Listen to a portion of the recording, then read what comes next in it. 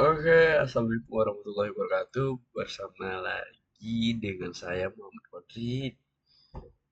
Nah, di video kali ini kita bakal menyimak tentang All Reaction Hawk Experiment Rex Hawk Tutorial 2025, yaitu materi em, pertemuan 14 dari Pak Rizky Padilla. Oke, langsung saja kita bakal tonton video dari Bapak. And became completely deprecated. So I wanted to make a new video on this because it seemed like a lot of you guys really enjoyed my last one. My purpose of this video is very similar to my last one, where I don't intend you to watch the entire video at once, unless you actually want to learn all the hooks at once. But rather, use this video as more of a cheat sheet. If you ever want to refine your skills or learn one specific hook that you might need for a specific use case, check the video part for that hook in this video. I obviously put timestamps on this video so you can just move around and choose the specific hook that you want to learn. And also, I'm going to not only put all of the code for this video in the description, but also I'm going to write a step-by-step version of this tutorial where you guys can just go if you want to, if you prefer text-based form. It's going to be on my website, so go to the description. It's pedrotech.co if you're interested in that as well. But yeah, that's basically it. Before we get into the video, if you could leave a like and turn on the notification bell, I would massively appreciate it, because as many of you guys might know, I'm returning back and posting videos. Never enjoyed posting videos as much as I am right now, so I would really appreciate the support that you guys can give me. So if you're interested in doing that, feel free to do so as well. So now that we're done with all of the intro, let's get into the tutorial. Okay everyone, so let's get started. Before I get into our first hook, which is going to obviously be the use state hook, the most simple hook that you can learn in React, I want to explain a little bit about how I'm going to structure this code base in case you want to just follow the examples by going to the code base in the description. How I structure this is I have this folder over here called hooks, and inside of it we'll have the example I'm using in the video for each of the individual hooks, also accompanied by any files that I use for the examples. So if you're interested in just checking out the use ID example, you can click on it and go in there. But in our case, we're going to start with the use state hook. And the way this file is structured is obviously just empty in the beginning, but we'll be including them in our app component as we go through the video, just to show them on our right over here. So let's get started with the use state hook. So if you are a complete beginner in React, you definitely heard of this hook, but I feel like this tutorial might help you even if you have already used the useState hook multiple times, in the sense that I will explain to you guys right from the beginning what's the purpose of a state, why you don't directly just get the DOM elements and edit their HTML directly like you would with normal vanilla JavaScript. States are the fundamental building blocks of a React application. Now, the example I want to use for describing states, which is the idea of building a counter. So in this component over here, I'm going to put a div, which is going to wrap a p tag, so a paragraph tag. I want to have a button over here, which is going to interact with that number by increasing its value. So we'll say increase counter. Now, we currently have no way to store that number for the count, and we have no functions to call when you click the button. Before we create any state, let's just do it how we would normally do with a normal variable, as if you were playing around with JavaScript. I'll create a constant over here. Actually, I'll create a normal variable that can be altered, and I'll say count is equal to 0. And then I'll pass this value over here by passing count. Perfect. You see, now we see the count being 0. On this button over here, I'll create a variable called increase count. And inside of here, we're going to put some logic to increase the count and pass this increase count as the on-click to this button. Perfect. Now, normally speaking, if I want to make this variable go up, right, this value go up by 1 each time, what I could technically do is do count plus or equals 1. But you'll see that this doesn't work. Now, it technically increases the value. If I were to console log over here the value of count, you'll see that in our console over here, it should technically, when I click the first time, show 1, then 2, then 3, then 4. So the variable count is indeed changing. But why aren't we seeing that change over here? Well, because direct value to represent the variable. But we're not doing that. We're using React, where our DOM needs to be updated and re-rendered automatically depending how the state of our application is. So this is the idea of a state. A state, in its most simplest form, is just a variable that you can create and change its value. And when its value is changed, it will automatically trigger a re-render of your page to demonstrate the new value. So how do we create one? Well, the way you do it is like this. You say const and then set an open and closing square brackets. Then you set it equal to the useState hook. It should automatically import it from React. Then we open and close parentheses, and you'll see that most hooks will look a similar way. Now, what do you put over here? Well, you put the initial value of what your state what you want your state to be. So in this case, count starts at 0, so we can put 0 over here. But this, you could also pass an empty string if your state represents a string, or even an object if that's the case as well. So we'll keep it as 0. And what do we put inside of here? Well, with the way that the useState hook is defined, and you can look at it if you want to, this should return back inside of here two things. The first is the value of your state, which is being called, you can call it whatever you want, let's call it count. And then it is a function that you can use to alter the state. So we're going to call this set count. Usually it has this notation with set in front and then usually the name of the state. But why do we need a function to change it? Because although this count variable is actually working similar to how it was before when we were using let, you'll see that altering the value of it by just increasing it like this doesn't work. Because what you have to do is use this set count function and mutate the value inside of it. So we'll replace this over here and we'll open and close parentheses to call this set count function. Now, what do I mean by mutating this value? Well, this function inside of here, it allows you to have a callback function inside of it. So a function that gives you access to the previous value of the state. So if count is 0 initially, the first time we call this prev value over here will be equal to 0. Now, if we increase it by 1, the next time prev will be equal to 1. So what we return from this function is just the new value of our state with this alteration. So when we call increase count, all we want to do is get the previous value and increase it by 1. If we wanted to decrease it, we could subtract or multiply or do whatever we want with this. But in our case, we want to just add it. And by doing this, we'll ensure that we're altering our state in the correct way and thus making React actually trigger a re-render because it is using the value of that state inside of this component.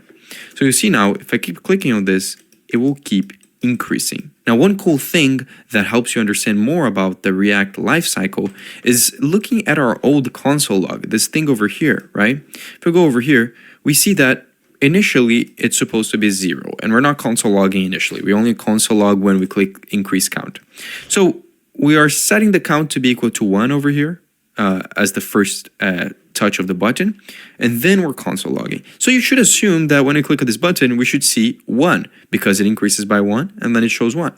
But you'll see that it's always lagged behind. It seems like it will always be 1 behind, even though it's after the set count. And the reason for that is because we're console logging before the page decides to re-render to show the new state value.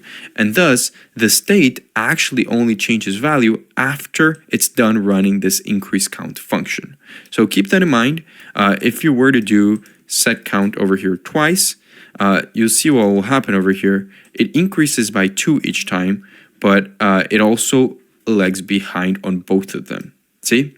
So this is the most basic explanation of the useState hook. It will be the hook that we use for most of our other examples because it's basically the most simplest way of managing the state of replication in React.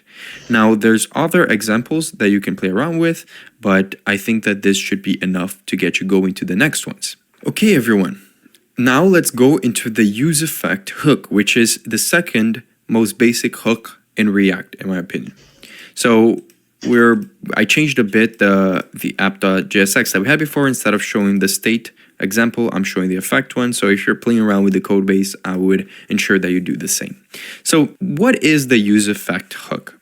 Well, the use effect is one of the most powerful hooks in React, even though it gets a lot of backlash, especially nowadays. And as a beginner, you will mostly use it for doing stuff like fetching data from an API immediately when your page renders. So what the use effect hook does is it lets you run code after the component renders, depending on a set of circumstances. So if I had a state, for example, and I wanted to run a function every time that state changes value, I could use a use effect for that. If I wanted to run a function every time someone goes into my website for the first time or renders this page for the first time, I could use a use effect for that. Now, how is that going to look like? Well, the example I want to give to you guys is the idea of fetching data from an API immediately when you go inside of the website. Now, I'm going to be using a public API that you guys can access. It is the JSON placeholder API. It just returns fake data for users. And in this case, we're accessing data for like some posts. So like as if you're in Facebook making some posts. But the idea is that we want to go into our website over here. And when I first render the page, I want to run a function that will fetch this data and display it in my screen. Now, keep in mind, doing this inside of your use effect is one of the methods you're going to be using a use effect for the most as a beginner. But as you grow older in your React journey, you'll see that there's more effective ways of doing this kind of fetching data by using stuff like a React query, which is one of the best methods that you will probably learn later on. But let's get into actually building the use effect to do that. Well, the first thing we need to do is have a way to display that data. So I'm actually just going to display the data of the posts by creating an h1 tag over here saying posts. And below it, I want to have an unordered list, which we're going to loop through the data that we get back from this API request and display the list items for each individual post, right?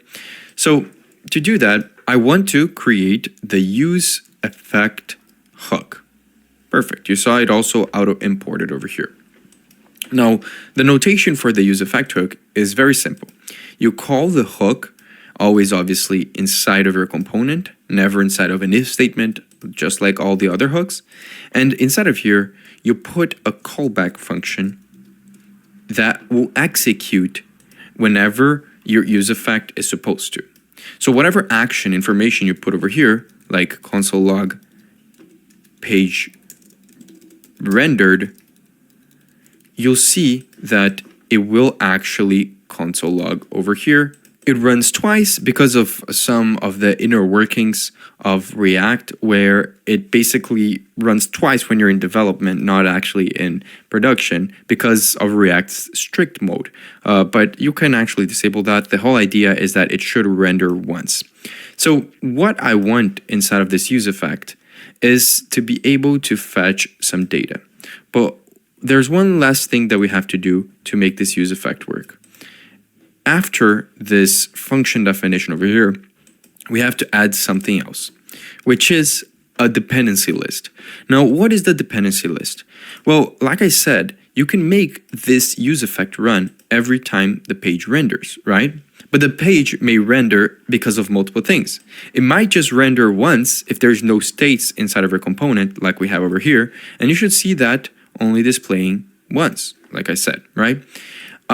But if I wanted to run this use effect or this function every time another state changes its value, then I would add that state over here. We'll get to that later on in the video, but there are multiple reasons why you might want to put like data over here. You could want to console log every time a state changes its value, and you could put that state as part of the dependency list. But in the case where we only want to run this once when the page renders, we want to keep it empty like this. Now, what we want to do is we want to fetch data from the API, right? So I'm going to come over here and I'm going to say fetch, and I'm gonna put the JSON placeholder API link over here. And I'm gonna actually use promises in this tutorial. So I'm gonna say then I'm going to say, I'm gonna grab the response from this .then, and I wanna turn that into its JSON format. And then I'm gonna put another .then that will convert this into actual data. So I'll grab the JSON and I wanna do something with that data. Right now, let's just console log that data so you guys can see.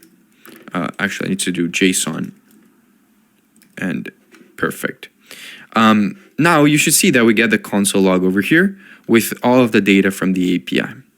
But how do we display it in our component? Well, we need to use what we learned in the previous hook, which is the useState hook, and utilize a state for this, because we want to have a variable in which when its value is changed, which means whenever we're done fetching the data, we want to re-render the page to show its value. So I want to come over here and I want to create one state for the data that we get back from the API. So we'll say data and set data. And inside of this useState, we need to put an initial value. So this will return a list of posts. So the initial value for this will be an empty list. Perfect. Now we need to change this to, instead of just console logging the JSON data, I want to set the data state to be equal to whatever list we get from the API. Perfect. Now to display this list over here, we'll delete this list item and add it back again later, but we'll just loop through this data. And for each item in this data, we want to map its value to some sort of JSX. So we'll grab the value of the post, and in this case, we'll create a list item for each of the items. And inside of this list item, you see it already shows the 100 list items that we got, but we haven't actually displayed any data from them. But inside of here, we'll literally just display the title. So I'll say item.title. Now we know it's title because we can see how the JSON data is formatted. It has a title with the actual title of the post. And the actual data updates to show that information. So this is something that we're doing without having to click any buttons, without having to do any actions. It runs when the page renders for the first time. Now, what about that dependency list that we talked about? Well, the best way I think to explain to you guys about this dependency list is to create another use effect that all I wanted to do is just console log the name Pedro. Now, what will this do? Well, I want to console log the name Pedro every time another state changes. Let's create another state over here. Let's call it something in the lines of show Pedro and set show Pedro. This will be a Boolean, so it will start as false, but it doesn't really matter because all we want to do is whenever I click on a specific button that will actually create over here in the top as the example for you guys. I want to make a toggle. I want to basically, whenever you click on this button, it will turn this state into the opposite of what it is, right? So if it's true, it will become false. If it's false, it will become true. Because I want to show you guys exactly what this use effect dependency list does. So to do that, we'll just set show Pedro, and we'll do that by setting the value of the set show Pedro equal to the opposite of what it was before. So if it's true, it'll become false. If it's false, it'll become true. Now, let's inspect element over here. We'll see the console, and we'll see that it did console log the word Pedro a couple times. In this case, it does twice. Now, why does it do twice? Well, it does on the first render of the page, it does twice on the first render, like we said, but I haven't put a dependency list over here, meaning that every time any state in this component changes its value, it will trigger this use effect. That's why it's important for you to put a dependency list, because if I want this to only render whenever this is the first render, then we put an empty one, and you see now it's only showing twice instead of 4 times, because previously it would show twice when this page renders the first time, and then twice again when the data state is updated on this data fetching functionality over here. So what I want to do now is I want to make it such that every time I click on this button, it will trigger this use effect. Now, how can I make this use effect depend on this show page state? Well, the name is already there. I can just put directly this over here, and now every time I click on this, it will trigger that use effect, as you can see over here. Now, this is the basic idea of how a use effect works. Now, there's another aspect of the use effect which I won't get into this video, which is the idea of subscribing to events, because I think it's a little bit more advanced.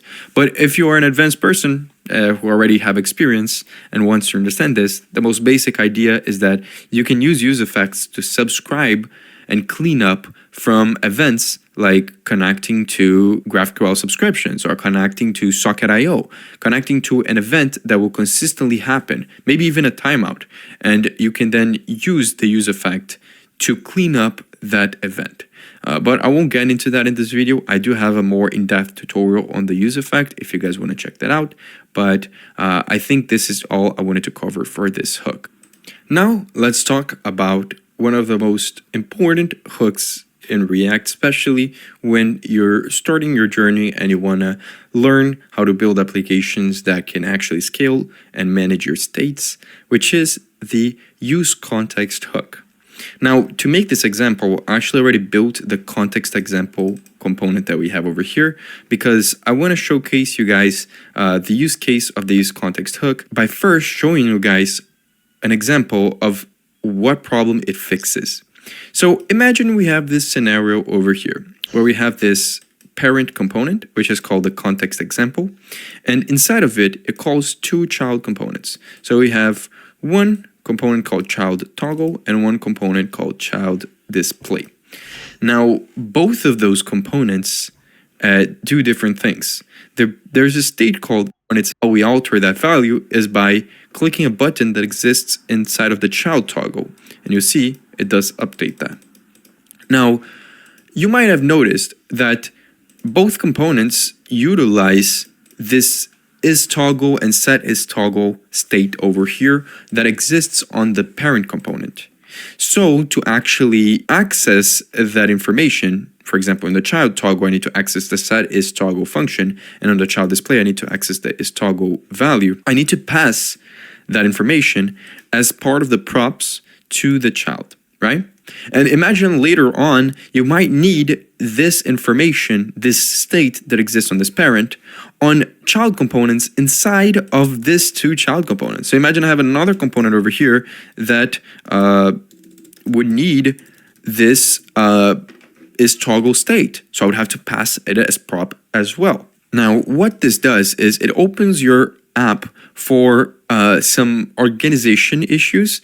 It introduces a topic that is known in React as prop jelly, which, for example, if I wanted this grandchild component to access the is toggle, but I didn't need this is toggle as part of the child display component, I wouldn't technically need to have it been passed as props to then pass to this. So it's prop drilling because you're drilling this prop through this component without it actually needing. Only the grandchild needs it. But because of how it is set up right now, you would have to do that. But it also can cause a lot of unnecessary re-renders of components. Because remember, if I'm passing something as prop, that means that every time that value is changed, it would trigger a re-render of this component. Meaning that even components that don't need to be re-rendered would be re-rendered just because they have that value as props.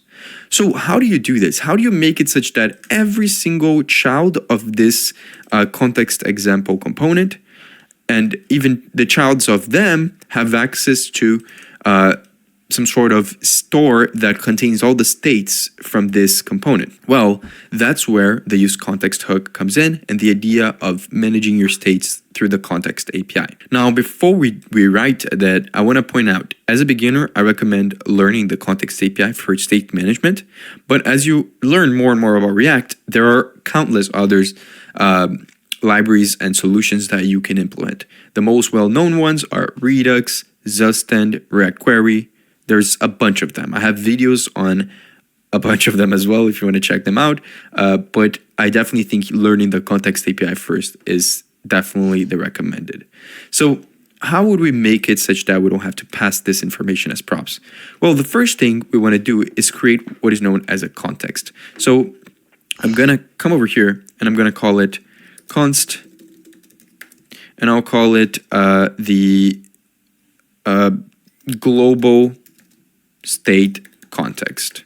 So I can call it whatever I want, right? Usually you call it depending on the context. But in this case over here, I want to make it such that all the components below this will have access to the state. So I want to make the state be global. So I'm going to call this create context by using the create context function from React. Now, I won't pass anything over here. I can pass null if I want to, but this won't matter. What matters is that now I can use this context that I created and wrap it around this whole context example component that I have. I can pass in the global state context and press dot and make a provider out of it. Now, a provider is like you're telling React which components you want to provide this global context to. So everything that exists inside of here will have access to the composition of states that you want to put inside of this context. Now, how do you put the states inside of here? Well, you pass a value to this provider. In our case over here, we only have one thing that we want to pass, which is both the isToggle value and the setIsToggle function. Those are the only two things that we really need. So what I want to create here is an object that will pass these two informations. So I'll pass the isToggle and I'll pass the setIsToggle. But if you had multiple states that you want to have to be accessed globally, you can also include them inside of this object over here. Now, this means that I can just delete both of these props, because what happens is now, I'll also delete it from here, sorry, and from here as well. Because now, if I want to access both the setIsToggle and the isToggle on these two child components, all I have to use is the use context hook, and you will grab values from a context that you provide it with. So in the child toggle, I want to grab the setIsToggle function. So I'll say const set it equal to use context, and I'll pass the context that I want to put inside of here. So I want to grab states from this context. That means that I can indeed grab the setIsToggle directly from this use context. I'll do the exact same thing here with the child display, but instead of grabbing the setIsToggle, I'll grab the isToggle. And you'll see that the whole app still works even though I'm not passing anything through props. Now, this is the beauty of using a state manager, because you're able to create states that you can then use in multiple layers of your components. The example we gave before is the same. If I wanted to access this isToggle on a grandchild component that I create and call inside of here, I could technically just call this use context on there as well. And usually, I'm making all of these components in one file. Usually, you obviously have components in their individual files. So I would have a file for this child toggle and one for this child display. Technically, usually, you would export this global state context and just import it into all of those files, and you would put this on the top layer of your components, because everything that is inside of it, everything that this wraps around, will have access to the values that you put over here. So this is the most basic example and explanation of the use context hook that I believe. Now, again, if you want to get more into how to manage states and scale your applications, I would recommend learning more in-depth solutions like the ones I said before. Zustand, React Query, Redux, there's a bunch of them. So yeah, that's basically it for the use context hook. Okay, everyone, we just finished learning the foundational hooks of React. Those three are the ones that I believe are the most beginner ones, the ones that you definitely need to understand. Now we get to a stage where we're learning a bit of the additional ones, where it's not the end of the world if you don't actually learn them. Especially when I'm talking about the use reducer hook. This is probably one of the most underutilized hooks that I've seen from React, and there's multiple reasons for it. It is technically a hook that should be used instead of the useState hook to manage more complex state logic, like when you have multiple related variables or actions. It does use the same pattern as something like Redux because both of them use the reducer pattern. That's where the name useReducer comes from. And some people live by saying that you need to use the useReducer hook if your app grows beyond a simple app. But as you might hear from a lot of people, it is not technically required. I believe just using states can also be a good thing as well. So the best way to explain this is by putting a situation here in the screen in which we are using a useState. So I brought back the example from the counter app that we made, and I made it a little bit more complex by adding the subtraction as well, which was broken. But you can see it's a very simple counter app where I can add and subtract values, and it will appear over here. Now, I could technically add as well more things. I could add a multiply, right? I could add a multiply over here and then make the prev multiply, and you'll see that this would also work. Actually, I'll multiply times 2. I'll double. Sorry about that. Yeah, you can see it works as well. So we have those 3 actions. Now, this is all being done with the useState, right? You see the useState over here.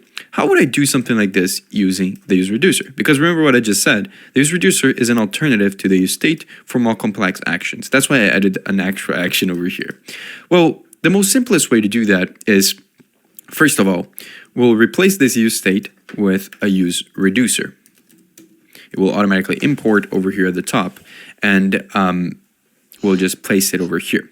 Now, the useReducer has the same format as a useState. It will return 2 things. But the 2 things that it returns is different from what we have over here, although it has the same logic behind it. Similar to how we grab the count over here, in the useReducer, we'll grab the state. And the state will represent the count when we create our reducer function. The setCount over here, instead of let's call it setCount, let's call it dispatch, because we want to follow the reducer pattern, and all of this are part of that pattern. Now, inside of our useReducer over here, we want to pass 2 things. We want to first pass a reducer function, which we will create in a second, and we also want to pass an initial value for our reducer. So similar to how we had before the count equal to 0 over here, we want to pass an initial value for this reducer. A reducer will be in the format of an object. So we'll pass an object with a count inside of it and an initial value of 0. Now, we want to create what is known as the reducer function, this thing over here. And we'll create it over here. So we'll say const reducer, and we'll pass in a function which will contain 2 things, a state and an action. Now, a state is just a placeholder value for the current state of your reducer. So in our case, we only have 1 piece of state in this reducer, which is our count. So if we want to access the current value of the count inside of this function, we can do state.count at any time. Now, what is the action? Well, when you want to change this state in any part of it, you can dispatch actions, and those actions should be handled inside of this function. So for example, over here in our setCount over here, instead of calling setCount, we'll just dispatch an action and we'll give it a type. For example, in this case, it's the increment action because we're incrementing. So we're not actually handling the logic of increasing or decreasing or doing anything inside of this. We're going to do all of that inside of this reducer function. And if I want to subtract, I can do the exact same thing, but by calling a dispatch of type decrement. And I'll do the same thing for double over here. I'll call it double. Now, where will we handle this? Well, we'll handle it over here, and we'll probably use a switch to check all of the action types that exist. So it's actually action type. So we'll come over here, we'll pass in the switch statement, and we'll check for all the cases. When the reducer function is called, we'll check for the case of the increment action. And if that's the case, we want to return what the value of the state is going to be like when this action is dispatched. So remember, the reducer state looks like this. It's an object containing all of the states that you want to have inside of this reducer. In our case, we only have one, which is the count. So if I want to make this increment action increase this count by 1, what I can do is say count is equal to state.count, because we'll get the current value of the count, plus 1. And this should handle the increment case. So we'll do the same thing for the next two cases. I'll actually just copy this and paste it twice. And this should go back, yeah. And then we'll make this decrement and make this double. So on the decrement, we'll just change this to -1. And on the double, we'll just multiply this times 2. Perfect. You should see now that this should technically work. And we'll put the state, replace this count over here. If I want to access the count value, I need to say state.count. And we should see that this does work. It's the same thing as we had before, but instead of using a useState, we're using this new hook called a useReducer, which definitely seems like a lot more work. I know a lot of you guys might be thinking that, but again, this is an alternative to the useState if we're more familiar with something like Redux and the reducer pattern. And this specifically also acts pretty well if you have multiple values on this state. For example, if this reducer was for a user and the user had a name, it had an email, an address, it had multiple pieces of data that might want to be manipulated, you can actually keep all of the logic for manipulating this user directly inside of this single function and then to just dispatch those actions over here. It might simplify everything. But one single case that I want to put before we leave is you do want to handle the case in which you accidentally dispatch something that doesn't exist, right? If I were to put a name over here that doesn't exist, I think this will break. Yeah, you'll see it breaks. So we want to put a default case over here. And in this case, let's just console log no reducer type. No, not action type. Now, what happens is, even though that name is over here, we should see that console log happening. And you can obviously throw errors, you can do whatever you want to handle that case. It doesn't really matter. I just wanted to add it because you don't want to have a switch case without a default to default to. So this is the basic idea of the useReducer hook. Okay, now we're going to talk about the useRef hook.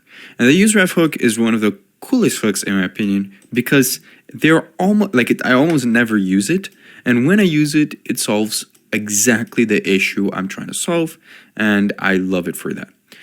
Now you can use refs technically a lot in React if you personally want to. But its main purpose and use case is that the useRef kind of acts like a little box that can store a value, and this value will stay the same even if the component it was created in re-renders. So it is often used, and you'll see it being used for two different things. The first one is accessing the DOM elements directly if you ever need to, and we'll get to an example of that.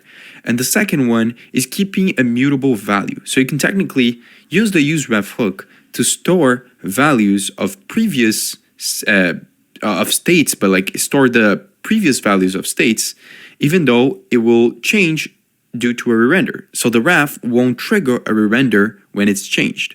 So we'll see both of those.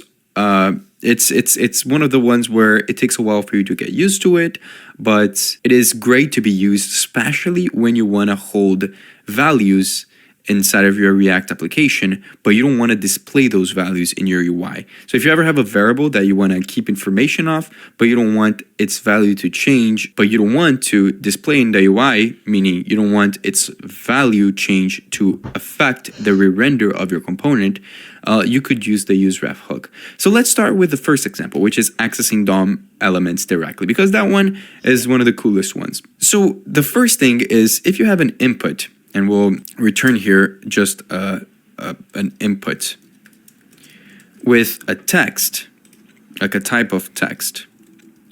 So type text. We should see that input over here, right? Now, if I want to get the current value of this input without using the useState hook. Because if you are familiar with states and inputs, you should know that you can indeed keep track of whatever is typed on an input by just changing a state to whatever the value of the input is. But if you want to use a useRef for this, you can do it like this. You can create a reference to this input, let's call it input ref, and then set it equal to the useRef hook. Now, this useRef hook will allow us to make a direct reference to an HTML element. In this case, it will be the input. So we can come over here and set this as the reference by passing in a ref property and then setting it equal to our input ref. Now, if I want, I can create here a button that, let's call it on click. I'll create a function that all it does is just console logs the current value of the input whenever we call this function. To do that, I'll create over here a button right next to this input. So we'll create the button and we'll call it console log. Sorry about that, console log. And we'll pass in this on click to this button. So on click equals to on click. Now, obviously right now, it doesn't matter what's typed over here, it will just console log value. But if I want to grab the current text written on the input, I can access all of the HTML properties of this element in the DOM by using the input ref dot current. And this dot current allows you to see all of that information from a ref. And the best part is that whenever you update a dot current of a ref, which by the way is literally what a ref is an object with a dot current inside of it, with a current property inside of it.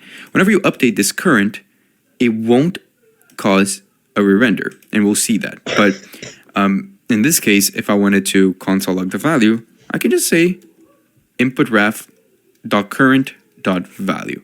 And you'll see that when I click console log now, it should actually put the information of this input. So it allows you to grab specific things from the DOM. Now, another thing that it helps you do, that is, people love to point this out, is focusing, right? You can call functions that are primitive to the HTML element. For example, if I want to focus on this input, whenever I click on this button, I can just say input ref, actually I will have to delete the console log.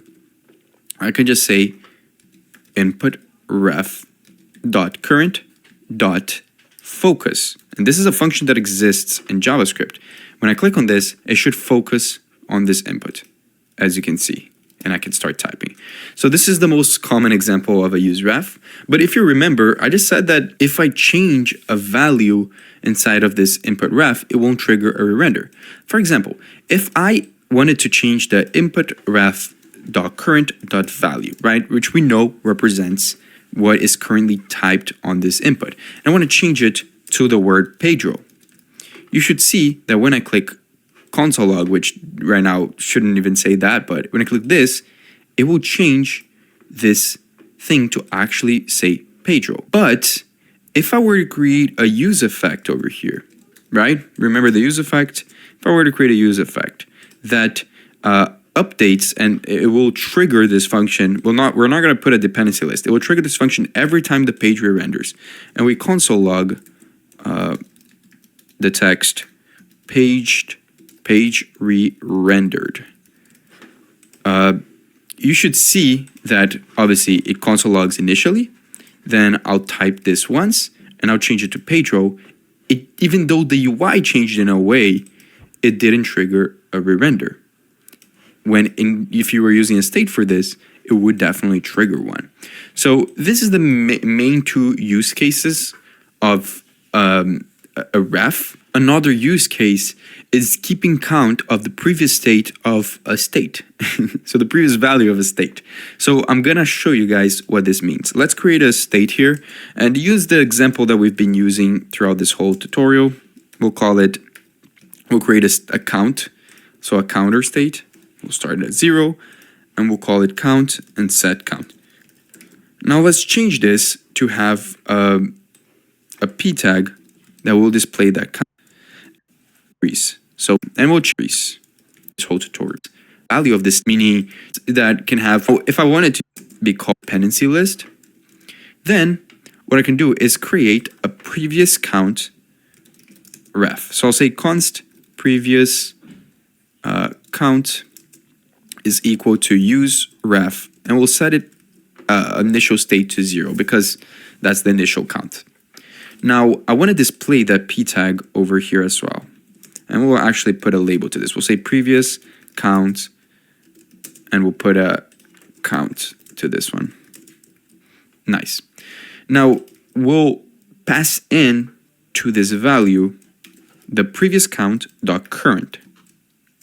Now you might think this is weird because previously the dot current value had stuff to it. It wasn't a number or a string, but now it is a number because we set it to be. We didn't pass this as a reference to a DOM element. We're using it as an actual variable. Now when I click increment, you'll see that the count goes up, but the previous count doesn't because we're not doing anything with it.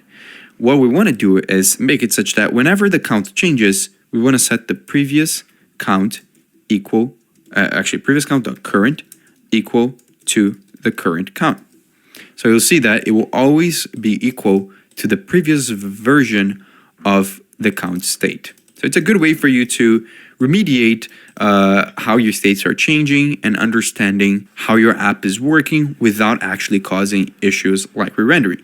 The best analogy I've heard for the useRef hook is that it's like a sticky note that you can attach to a DOM element or a variable, and you can read and write it, but it doesn't really affect the rest of your component's behavior unless you explicitly use it.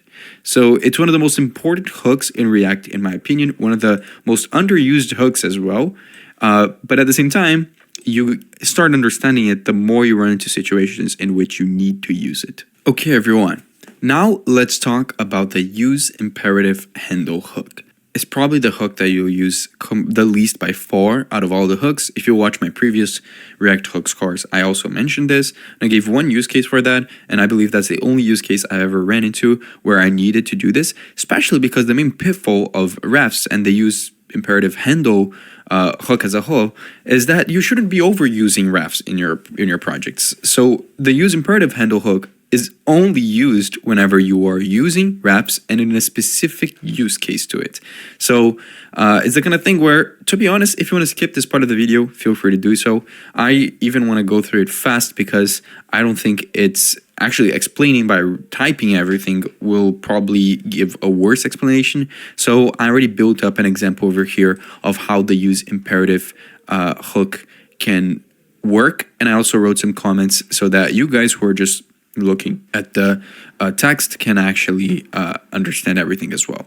So the use imperative handle hook works by basically allowing you to customize the ref you decide to expose to a parent component. And it's very useful when a parent component needs to interact with a child component and you want to control exactly what the parent component can access from that child component.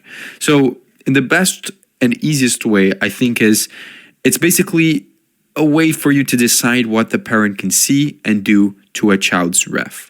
And the way you can do this is, for example, when you have a parent component, and in our case, it's the imperative handle example that we are displaying here in the screen. And imagine in this example over here, in our parent, I want to have buttons that directly interact with a ref that exists in one of its childs. Now, in this example, you have two buttons, right? We have a button to focus on an input and a button to clear an input. And they both work, as you can see. But one thing you might have noticed is that both of the buttons exist on the parent, but the input and the ref that represents the input exist on the child. So how exactly do we do this? Well, normally, if you want to be able to access this, you create the ref over here on the parent component. So we called it the input ref. We used a use ref for it, and we passed it as a ref to our child component. When I create this child component, we have to use something called a forward ref, which I imported over here on the top. And it basically allows you to expose a DOM node or a reference to the parent component. So it's exactly what we want here. We want to have access to some sort of DOM element that exists in this child and our parent. So it's a very specific use case. So we use a forward ref for that, and we can still obviously access the props like this was a normal component. I know it looks a bit different because we have a function wrapping around all of this, but it now allows us to have access to that ref, which we then pass into our use imperative handle hook. And this use imperative handle takes in that ref and returns back a callback function that needs to return an object. Now, what exactly is that object? Well, it's an object containing all of the functions that we want to allow our parent to have access to. Like we said, we might not want the parent to have access to everything that this input ref has to offer, right? This exists in the child. We only want to expose the two things that we want to call in the parent, which in this case is the focus input and the clear input functionality. So what we do is we create functions for both of those functionalities, like the one we did over here and the one we did over here. And with the use imperative handle hook, what this will assure is that the ref that we have over here, that we then passed here, will now have, inside of its current object, it will have those two properties, those two functions. So now my app completely works and it does everything by using the use imperative handle hook. Now, why would you use the use imperative handle? Well, it's mostly about control. So instead of exposing your entire child component, you might want to only expose a specific functionality. Like in this case, we're just exposing those two methods, the focus input and the clear input. But also the whole idea of encapsulation, which can make your project more organized. It basically keeps the internal workings of the child component hidden while letting the parent interact with it in a controlled way. Now, if you're a beginner and you're watching this, like I said, you'll rarely need to use this hook. But it's very handy when you're building stuff like reusable components that need to have controlled interactions between the parent and the child. Hook. And similar to the previous one, the using each of them would be better if everything name is very good. Well, layout effect actually is. The browser repaints after all of the DOM mutations that occur, but before all of that UI is painted into the screen of the user. So this means that this use layout effect hook is very useful for tasks that you need to measure or manipulate the DOM immediately after changes, ensuring that the DOM is in its final state before you paint the screen. So in this example we have over here, we have a very simple box, which we basically just typed resize me. It's a box. I painted it blue. I'll actually paint the color of this black so you guys can see the text better. But it's a box that is just said resize me, right? Now, why does it say resize me? Because below the box, it says that the width of the box is 154 pixels. So if I change this to 80% width, it should change to a different value. Actually, I'll make it 50. Yeah, I don't know why that happened. But yeah, it should show a different value, like 82 pixels, right? Now, why are we using a use layout effect here instead of a use effect? Because if you look at this, the use effect technically works. But if you notice in this case over here, for a brief second, it didn't actually re-render automatically. We're getting the information for the box width by accessing the DOM element, directly using a use ref for the box. So we create a use ref, we assign it to that div, and we grab the current width of that div from the DOM element. So we do that using a ref, and all of that happens before it actually paints to the screen. But a use effect is called after all of that is already in the screen. So technically, for a brief second, if we refresh this and it's rendering for the first time, if we're using a use effect, it wouldn't have the information accurately for the box width until this ran, and then it set the correct information. So this is all that the use layout effect does. It just runs before the use effect. It runs in that small gap between the DOM existing and having its changes and the UI being painted into the screen. Now, it is good, like I said, for doing stuff like getting sizes or positions for a DOM element. And it's good as well for synchronous DOM updates when you specifically need to update a DOM element and avoid flickering or incorrect measurements. So in this example, if we were using the use effect instead of the use layout effect, this would have to run twice because the page would have to render twice because the use effect would be rendered first without this action, and then it would trigger the set box width because it would get the information, and then it would render again. It would cause a little flicker that we saw. We don't see it anymore because everything is very stable. But if I were to change this, maybe let's put it to 90 again. Yeah, we didn't see it, but imagine in a larger scale project, you should see it. And the use layout effect allows you to have access to that specific part of your component lifecycle. Now, you might be asking, why not always use the use layout effect? Won't there be thousands of situations in which you might want to be doing your changes before you paint to the screen?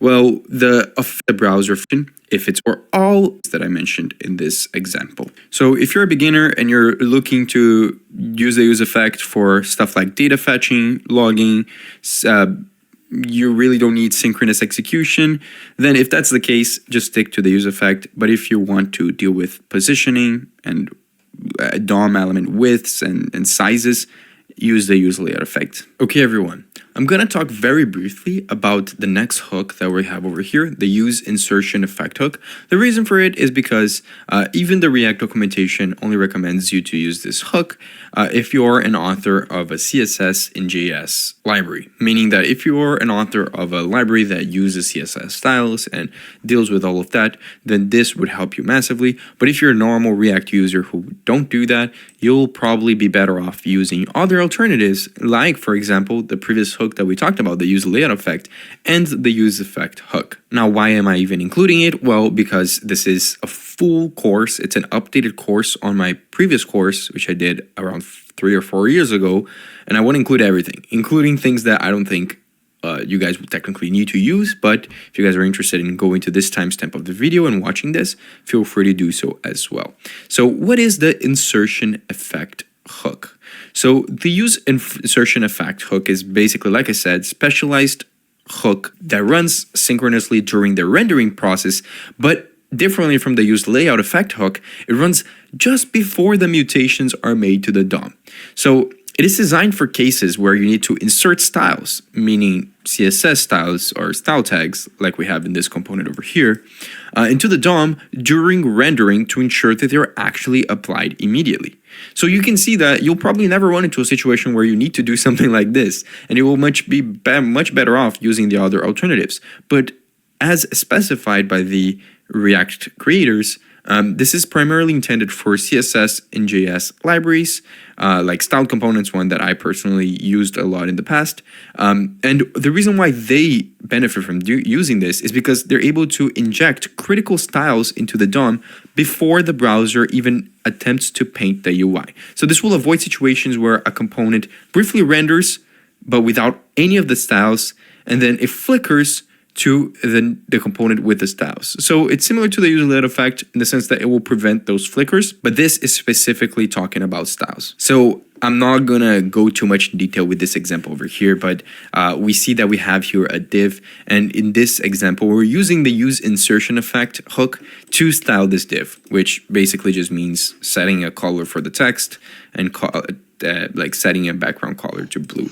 But we're doing all of this at a different stage from where we would if we were to just before the mutations. Obviously, we aren't seeing the benefits over here, but you are able to see a specific, in this case over here, we're creating of our document. And this use insertion of styles that the styles right before component I'm not going to spend like I said, that's basic. Now let's go into the next I can give for this. Let's get into the next hook. Okay. Oke, sekian dari video yang kita tonton tadi. Nice, kita bakal bikin PPT. Bye bye.